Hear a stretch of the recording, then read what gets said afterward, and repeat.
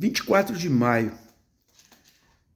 Como é bom tu ler o jornal e ver que o Congresso Nacional discutiu, compôs, foi, voltou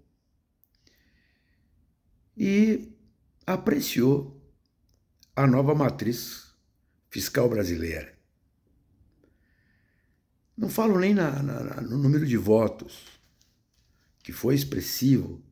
372 votos aprovaram a nova matriz fiscal brasileira. Mas isso não quer dizer que isso seja a base de apoio ao governo Lula, não se trata disso.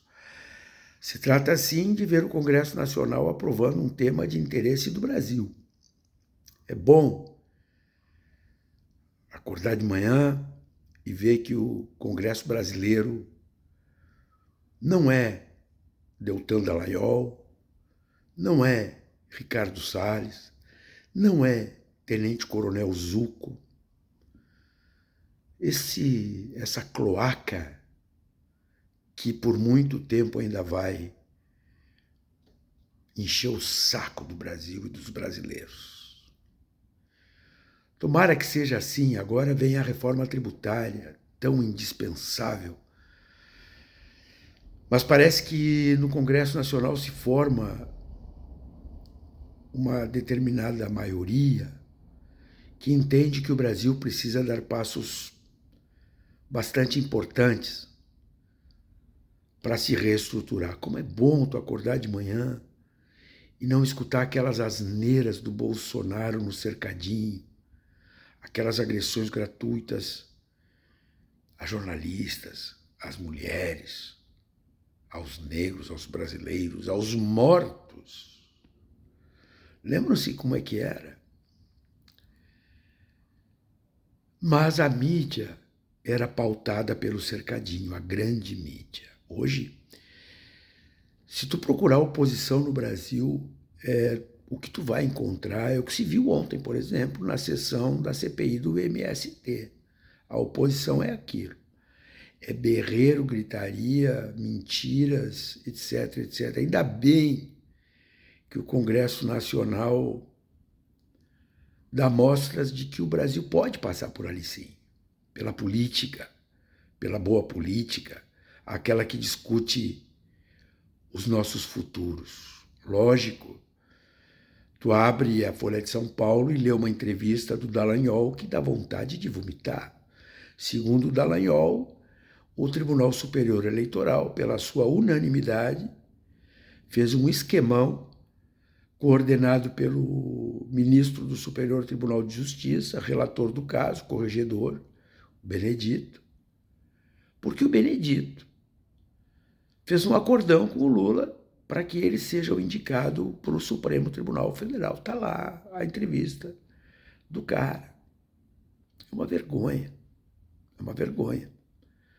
Mas este é o Brasil. Este é o Brasil. O Brasil tem os Dallagnóis da vida, tem Sérgios Moros da vida. Tem. Olha ontem, por exemplo, também no Congresso Nacional, o que aquele Magno Malta, sabe quem é o Magno Malta? É um senador do Espírito Santo que estava atirado em cima do Bolsonaro no hospital e que logo depois da eleição do Bolsonaro fez uma oração na frente da casa do Bolsonaro. Esse é o Magno Malta, falando sobre Vini Júnior. Ontem,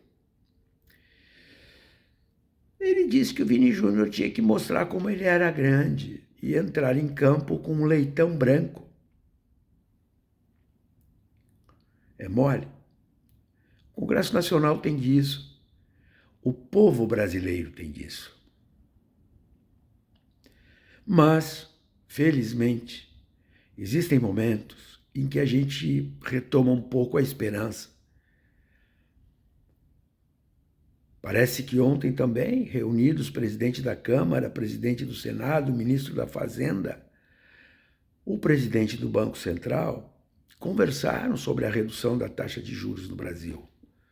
Isso parou de ser um tabu, como queriam fazer. Queriam quem? Determinados setores da imprensa. Da imprensa, não. Determinados setores de um certo mercado, entre aspas, que vive de rentismo, que vive de juros e que, claro, domina determinados setores da imprensa. Tanto que, se vocês forem procurar onde existe programa de oposição no Brasil, ele está posto no colunismo econômico. Evidente, existem setores da imprensa, por exemplo, que quando Lula vai no G7, diz que o G7 não presta para mais nada, que a ONU tem que ser revista, que quem faz a guerra são os membros do Conselho de Segurança da ONU. A imprensa trabalha como grande matéria a não ida do Zelensky no encontro. O Lula ficou esperando, mas aí a manchete passa a ser o Zelensky. Por quê? Porque o Zelensky não quer saber de paz, não quer saber de conversar sobre paz. O Henry Kissinger, com 100 anos de idade, esse secretário de Estado americano, colocou a gravidade que está sendo essa entrega de armas para a Ucrânia e o que isso poderá significar no futuro. Mas a imprensa, ao invés de destacar a posição brasileira, que busca um multilateralismo contemporâneo, e não aquela estrutura nascida em 1945, a imprensa não. Ela gera pautas organizadas, estruturadas, que vão, de fato, ser a verdadeira oposição no Brasil. É verdade que muitos estão revendo posições diante da vida real, a vida que impõe coisas que precisamos fazer. E não é só para a classe trabalhadora, para os pobres, não. O empresariado brasileiro precisa de novas medidas. Então eu passo aqui para dizer isso para vocês. É bom ver a política sendo tratada em alto nível, com temas de alto interesse público, de interesse nacional. É bom acordar de manhã e não ter aquela nojeira do Bolsonaro destilando preconceito, ódio. É bom não ver o miliciano mandando no país e pautando a imprensa. É bom. Tomara que a gente consiga caminhar. Nós precisamos caminhar. 24 de maio. Quem disse que não tem notícias boas e que as notícias boas não podem começar a aparecer?